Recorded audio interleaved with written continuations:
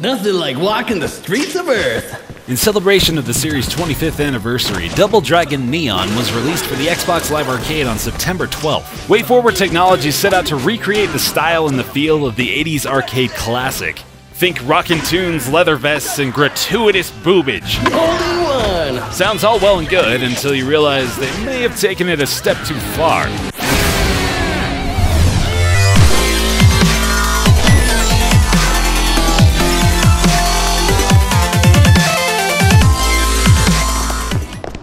Right off the bat, we're introduced to a heaping fistful of misogyny.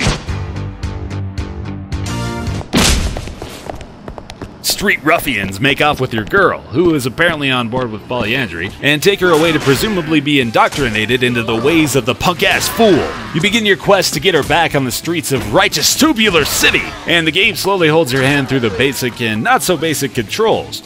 And that's where the fun stops. Hold your breath. This is hard vacuum. As masochistic as I can clearly be, my WTF moments came early and often in Neon. Enemies were plentiful and powerful, and I felt downright puny, desperately roll dodging away from nearly every threat and spamming power moves just trying not to die. On normal mode, in level 1. Now one can hardly fault a game for being too difficult, but there are ways of handling the difficulty scale properly. Flames of furious rage. Come to my aid.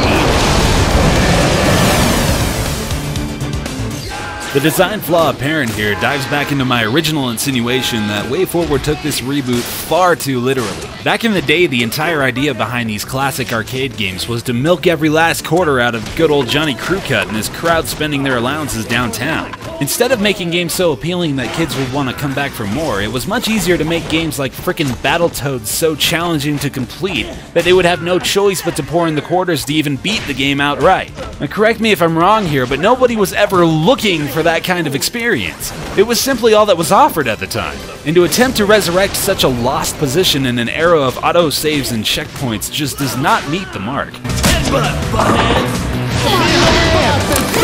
Alongside the bump in difficulty comes the notoriously low amount of replayability, which is unfortunate for such a short game.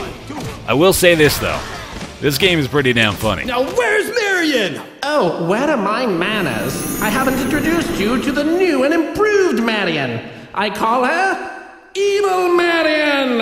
I'm bad. You evil jerk! You're going down! Silence, Jackmaster! Even so, despite unlockable difficulties, special moves, and forms, by the time you finish your first playthrough, you're left with a dissatisfying feeling of and next to no desire to bump up the difficulty any number of notches. But then again, how should I know? I barely played it.